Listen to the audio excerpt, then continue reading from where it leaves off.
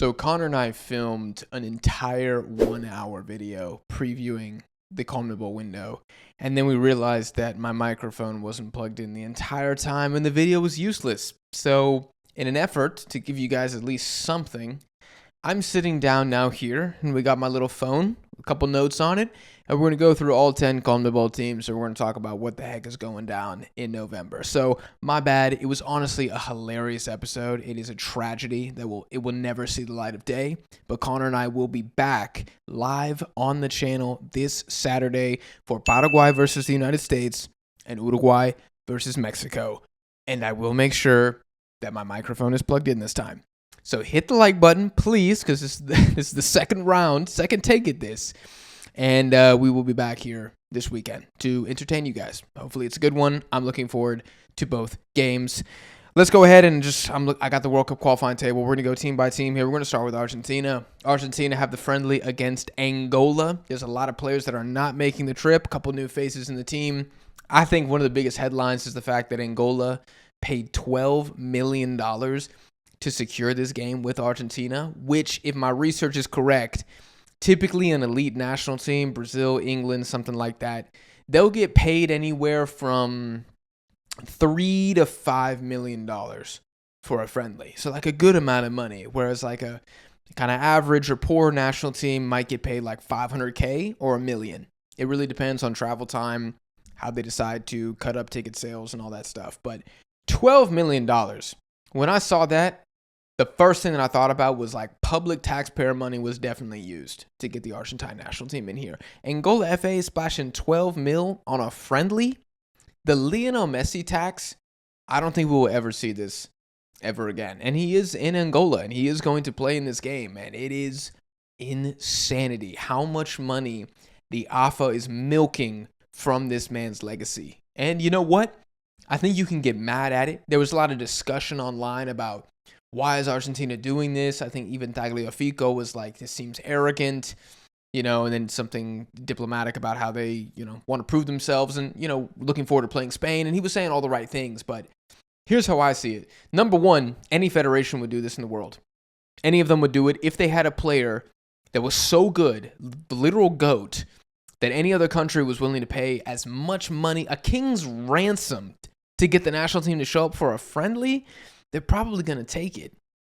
And if this is an ideal world where Chiquitapia is a better person, this is money that goes to all levels of Argentine football, men and women's divisions, and it helps the sport grow. Now, just like any normal business in South America, I'm sure something shady is going on here, and I wouldn't be shocked if not all of that $12 million makes its way down to the U17s, or for a new training facility. That's just me. That's not what this is about. But I don't blame Argentina for trying to milk this, because Colombia would do the same thing. If they could get $12 million for Luis Diaz to show up, they would do it. Brazil would do the exact same freaking thing. The United States would do it. Everybody would do it. England would do it. If someone was trying to pay them $12 million. I saw as high as $14 million reported for this game. And the second biggest point is, who cares? It doesn't matter, really. At this point of the Argentine national team in their current evolution, most of their best players, 38 years old, and a lot of their other best players are late 20s to early 30s. They don't need to go play Senegal in Senegal and just get ran over. They don't need to go to France and then play Germany and then Portugal and then Italy and not only let these teams experiment and experience what it's like to play them, which would be a disadvantage should they face each other at the World Cup, but also increase the likelihood of injury. This team just wants to play together, gel more, here's Nico Paz, here's Mastantuono, just sprinkle a couple new guys in there. Here's Almada, who's a beast in qualifying, and survive. They're doing the LeBron James load management. The crisis that is crippled and borderline ruined the NBA product is what the Argentine national team is doing. And they're doing it getting paid $12 million per game? Are you kidding me? Anybody would do that. What happens in the Angola game? I think Argentina wins the game. I don't know if it's going to be crazy. It doesn't matter. We learn nothing from this Argentina game. This is a financial decision. And that's okay. You're the champions of the World Cup. You won back-to-back Copa Americas. Who is Billy on Twitter to tell you that your football strategy doesn't work? I'm not saying that I would do it just like this if I was the head of the AFA. I would have more competitive friendlies. But I can't really blame him, because if it ain't broke, don't fix it. Just get the squad of 2026, make sure nobody gets injured. Ecuador next up. They have games against Canada first and New Zealand. Now, the Canada game is tomorrow. I can tell you right now, I'm in New York right now. I played football last night. It's freezing cold. It sucks. It's going to be brutal. Like, it doesn't really get like this in Guayaquil. I'm sure in Quito it gets cold. I've been up to the freaking volcano. Gosh, what is the name of it right now? It is escaping me. This is embarrassing. But I froze my ass off on that volcano. But the Ecuadorian national team doesn't play their games on the volcano. It's just a thing that tourists and gringos like myself go and do for fun, and maybe a couple Ecuadorians every once in a while. I had to look it up. It's called Cotopaxi. That's what I did. My point is, it's going to be cold. Canada are a very good team at home. They're not going to be fazed about it as much. I think it's going to be a difficult game. I think Ecuador needs to win, because Ecuador didn't beat the United States, got lucky not to lose. Didn't beat Mexico, got lucky not to lose. Huge difference this time around is Moises Caicedo's back in the team. I believe Pierre Cambier is back in the team. There are some omissions, no Estupiñán, but this is a really freaking good team. But if you're Ecuador and you're going to finish second in World Cup qualifying, and people are going to say you should be making the semifinals of the World Cup, and you are this good, and I think they're the best defensive team in world football, you can't play USA, Mexico, Canada 3 times in a row with 0 victories. You have to win this game. What happens against New Zealand after that? Who cares? Rest everybody. Doesn't matter. But there's a lot of questions about this team. The pressure on Becasese is huge. Get the win, shut up the haters, and then just survive until the next window. You have to get a good result here to silence the fans, because they are very frustrated, and I think they are justified in some of their criticism of Becasese's management and the fact that he cannot get the most out of this team. He's not qualified for the job, point blank. That doesn't mean that he should be sacked no matter what, but he's got to demonstrate that I can learn on the fly. I can learn on the job. And we need to see that against Canada in this window. I think a victory is going to be very difficult for Ecuador. And against New Zealand, assuming they don't rotate, I think Ecuador takes care of business and does it not like embarrassingly, because New Zealand are actually a good defensive team, but I'm thinking a 2-0. 2-0, 2-1 against New Zealand. I think that would be good. And that's because I think New Zealand are going to park the bus in a 5-4-1. Colombia up next. You know, the team that I go to war for all the time. They have New Zealand first. I think that will probably be a routine Colombian victory with a lot of experimentation in the lineup, and I don't think it's going to be embarrassing either. I'm going to say a 2-0 for Colombia in that game as well. And then Australia. An Australia that's missing a lot of defenders, but an Australia that I think is a top 5 defense in the world. And I think Australia are a legitimate dark horse contender at the next World Cup. And I love Australia. I love Colombia. I love this game. I will be watching this game. Probably can't go live for it, but I will be watching. I'll be tweeting about it. You can follow me on Twitter, link in the description. I think for Colombia, it really depends on what Lorenzo does with the lineup. No Duran once again. If he starts Borre at the striker position, it's cooked. And Australia is going to win this game. I promise you. If Borre starts, Australia is going to win, in my opinion. If he starts John Cordoba, I think Colombia can get it done. Either a 2-1 or a 2-0. If Colombia beats Australia by 3 goals, something that no one has done in a long, long time. Argentina couldn't do it. Twice they couldn't do it. That's a statement. I think Colombia gets this one by 1 goal. They create a couple good opportunities. I'm thinking Luis Diaz bags the winner. That's kind of how I'm seeing this game. I would like to see Luis Suarez start up top, but I never really know what Lorenzo's going to do. I try to defend him a lot, but sometimes he does himself no favors. This is an opportunity for Australia to make a huge statement by beating Colombia, and Colombia to make a huge statement by running over Australia. That's what's at stake here. So we're going to see what goes down. Uruguay next up. I'll do Uruguay and Paraguay at the same time since they're playing the United States and Mexico. And again, reminder, we will be live for the USA, Paraguay, Mexico, Uruguay game on Saturday.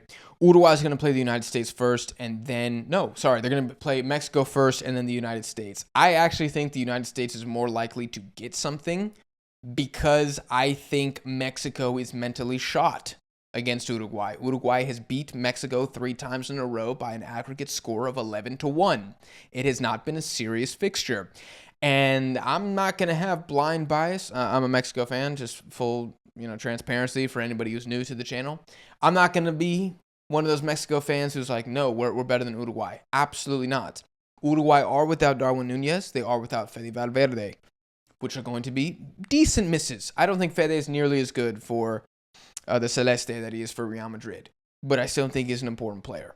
That being said, I don't think they need either to beat Mexico, and I don't think they need either to beat the United States. And if I'm Uruguayan, I'm going for 6 points here. I think Uruguayans really dislike the U.S. men's national team as well. It's kind of the vibe I get from the fans online and how the teams interact. These have been pretty competitive, physical games the last couple times they've gone up against it. The United States is missing a lot of players, but it is the second game, so I'm kind of expecting Bielsa to rotate. If he doesn't rotate, I think Uruguay actually takes 6 points in this window. For Paraguay, I need to see them perform better away from home. I thought they were pretty okay. They weren't bad in Asia. I think the South Korea 2-0 defeat looked worse than the performance really was. But they can't get out of here without a win in this window. You got to take down one of them. I think they're more likely to take down the United States than they are Mexico. But I think if you're Paraguayan, you once again got to be thinking you could take 6. That's not my prediction. I think if Uruguay and Paraguay both did the double, holy hell, CONCACAF is finished and South America's up. South America's up tremendous. I think Uruguay will probably take either 4 or 6 points in this window, and I think Paraguay either takes 2 to 3. I'm not as bullish on them away from home. Inside the Chaco, they would beat France. They would beat the Netherlands. They would beat Italy, Portugal. I don't know why I'm listing Italy in there like they're elite. You know what I'm trying to say. But away from home, in the United States, the last time they were in the United States, they were the most embarrassing Copa America run in the history of the Paraguayan national team. There are some demons to exercise here. Alfaro might be the priest. He might be the sacerdote of the Paraguayan national team. I don't know. We're going to see. I have a lot of potential stock that I'm ready to buy in Paraguay depending on what happens in this window. Like I have the trade loaded in Robinhood ready to fire. But it depends on how they do in these games. 0 victories here. And I think their dark horse potential takes a big hit. They also have a huge question at the goalkeeper position. So that's going to hurt their dark horse potential of the World Cup as well. No underdog team makes a deep run at the World Cup without the goalkeeper balling out. And whether it's Gil or what's the other guy's name? Fernandez, I think, the other goalkeeper for Paraguay. Neither look great right now. That's going to be a problem. But this Paraguay team has an opportunity to right the ship, and they are bringing the full freaking squad to this camp. They have everybody, and Ciso's back. There are no excuses for Paraguay here. Brazil up next. Is it just one game against Senegal? No, they got Tunisia next. Excellent African opposition for Brazil in this window. This is a Brazil team that lost to Japan last time. Still kind of seem a bit Jekyll and Hyde. I'm not going to look too much into the Japan defeat because those 11 players will never share the field again. And they kind of scored some own goals in that game as well. And they still scored 2. So I'm not freaking out about the Japan defeat. But this is a Senegal team that smacked them up right after the World Cup. Was it 4-2 or 4-1, the score? Either way, they ate 4 goals. This is a Senegal team that's trying to win the next AFCON too. They're still very good, even after the Aliou Cissé era, which was one of the greatest in African history that we've ever seen. Full respect to that man, absolute legend. I think Brazil needs to avenge the demons here. And they need a couple goals too. They need a couple goals against Senegal. I think the worst thing that happens here is they lose one of these games, either to Tunisia or Senegal. And then we look at Ancelotti and we're like, you were supposed to, steady the ship a little bit, and you're kind of winning a game, losing the game, winning a game, losing the game. They cannot lose this window. And Tunisia is going to be a very tough team, one of the best defensive teams in the world. A team that's qualified to the second most World Cups of any team in Africa, and y'all probably can't name 2 players of Tunisian descent. And that's okay. I can barely name any. That's the point, though. They are the definition, the perfect system team. In the amazing segment that got deleted, I compared them to like the San Francisco 49ers or like the Houston Texans was Connor's nominee. maybe the Las Vegas Chargers. We couldn't decide which one of those 3 teams represented Tunisia the most. You guys vote in the comments. A team that's always in the playoffs, maybe doesn't ever have the most stacked roster. Maybe they have like their own unique system where they know their quarterback is limited, so they're kind of doing more short check down plays. That doesn't really apply to Vegas, Justin Herbert, but you guys know what I'm saying. Just kind of like they're solid, probably a good nation to be from. Probably the fans appreciate how their national team overperforms constantly, but they don't really win. They get to the World Cup. They rarely make it out of the group. I actually don't know if they've made it out of the group. I would have to check that. They haven't won an AFCON in a really long time. I think the only one they won was when they hosted it. I digress. It's going to be hard, though. If Brazil can score 2 or 3 goals against Tunisia, massive for Ancelotti and them. Okay, next up we have Bolivia. So Bolivia is playing Japan and Korea away. And all I want to say is Godspeed to Bolivia. If they get a draw here, huge. And this is a Bolivian team that as of late has been getting more results away from home. They beat a Jordanian B team in the last window. Of course, they beat Chile away from home. It's not impossible, but it would be damning of the Asian Giants. And you guys know I love Asian football, so I hope Bolivia loses both games by 4. Nothing against my Bolivians watching. I just don't want people to think Asian football sucks. But Bolivia did beat Japan in 2019. It was a B team, but they did beat them in 2019. I don't know if it was in Tokyo or Osaka or somewhere else, but they did get an away win. Cannot happen again. RIP to Bolivia. Venezuela next up. Venezuela is going to be playing Canada and Australia, if I'm not mistaken. Yes, they were going to play Nigeria, but Nigeria is going through to the play-in game inside CAF. Australia first, Canada next. I think that Venezuela, with their new interim manager, the redhead guy, who I told myself I was going to look up his name and I forgot once again. He basically is Connor, but Venezuelan. I think it's an opportunity for a new chapter. Batista ran out of steam, and he ran out of steam hard after the Copa America. And the irony here is that the team that broke Venezuelan morale is Canada in that quarterfinal in the penalty shootout. They were never the same team. So there's a bit of a revenge factor here for Venezuela, and these games are going to be played in the United States. And the United States is the only other place on planet Earth where Venezuela can travel and not be utter crap. I mean, when the Copa Americas happen in the United States, these guys make it out. They win groups. They play really, really well because they have an amazing away support in the United States. The Australia game is interesting. I do not believe I saw Solomon Rondon, on the convocados list. I don't think that I did. And if he's not there and Venezuela win one of these games, you got to give the team hella credit. I don't think I saw Soteldo either. I didn't take a long look because honestly, I don't care. But a point here would be huge. And I think they could because Australia are kind of dead offensively.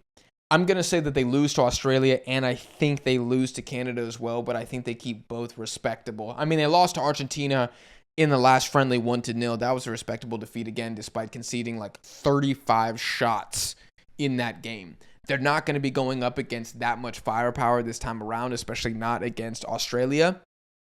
Maybe the revenge factor carries them against Canada a little bit. I think for just drama and chaos in the world, a Venezuelan draw against Canada or a win would be a little exciting. I have to admit that. As a chaos merchant, that would be a little exciting. The last 2 teams we have to talk about are Peru and Chile, and we're going to do this together because you cannot make this up. They're playing each other again, man. Again. How many? I'm going to say this. When you're supposed to be one of the most heated derbies in South America, you can't water down the product by playing each other all the freaking time. Every single international window. I'm so goddamn sick of seeing Peru versus Chile. We need something. I'm serious. Play CONCACAF teams from the Caribbean. It would be more exciting. Play some Asian teams that have been eliminated. Why are you not playing Indonesia? Do something other than keep on playing each other. No one is trying to see the Pacifico Derby ever again. It's at the Copa America. It's twice in qualifiers. It's every friendly window. I'm sick. I'm sick and tired of this. And in between that, they're both playing Russia. Russia and Peru tied today 1-1, which I think for Peru is a really good result. I was looking at the stats here. I mean, I didn't watch the game because I was too busy probably filming this video, or at least researching for this video. It does seem like they got outshot 9-3. Who cares, though? They got a goal through Valera in the 82nd minute, and I'm not even sure I know who that is. He's a striker for La U, so my homies who support La U will be stoked. Man, that's crazy, though. That's kind of embarrassing for Russia. I think it's very obvious that the embargo on them is starting to work. I think their level is falling a bit. They're still tough to beat, and they still didn't lose, but it's a good result for Peru. Now it's Chile up next. If Chile gets slapped by Russia, and I think they will lose the game, there's nothing left. There's nothing left for Chilean football. I think the country is sinking as well. I have no talking points about Chile. Like, I don't know. Dario Osorio's doing better at Michelin this year. I think they can make a run in the Europa League. That's my storyline for Chile. I have nothing else to say. And Suazo has actually done quite well for Sevilla as well. And Alexis Sanchez is there, also at Sevilla, doing better than expected. But I cannot be talking about the future of Chile and Alexis Sanchez in the same video, in the same segment. I'm not going to do that. So I don't know what's going to happen in the Pacifico Derby. Who won the last one? Did Peru win the last one 2-1? Chile won the last one 2-1. 0 wins for Peru in the last 7. God bless all of my Peruvians. Wow, man, this list of fixtures is just terrible. Terrible, terrible, terrible. Last 3 wins, El Salvador, Uruguay, Bolivia. I'm done. I'm done with the video. You guys let me know what you think about in the comments. Again, we'll be live for a couple of these games, and Connor and I will be back with a recap video with the mics turned on after November. I hope you guys enjoy. Smash the like button. I'll see y'all in the next one.